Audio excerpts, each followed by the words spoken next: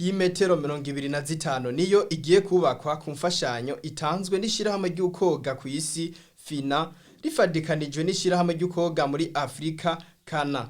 Ivyo bikaba byashikirijwe n'uburongoye iryo shirahamwe Ryo Kwoga Kw'Isi Hussein Al Musalam ari kumwe n'uburongoye iryo shirahamwe muri Afrika Sam Ram Sami na Donald Rukare arongoye akarere ka gatatu. Aho hari inyuma y'urugendo rudasanzwe izo ndongozi zagize ku gihugu cacu c'u Burundi kuri uyu wa 16 ntwarante umwaka wa 2022. Kubwiwe ngo iyo piscine izogira icifashije haba ku banyeshuri bakeneye kwiga koga ndetse no wese avyipfuza na Marijya ngo iryo shirahamwe risanzwe rifise icivugo kivuga kiti koga kubw'amagara meza no kuri bose. Ibindi yashoboye kuba yo kwemerera Uburundi nuko ngo bazofasha kubijanye no kubamenyereza kugira ngo hazobe ubumenyi bukwiye. Nayo kubaje baserukira leta y'u Burundi biciye mu bushikiranganje mu byo bujejwe harimwo sport baboneyeho akaryo ko gushimira izo ndongozi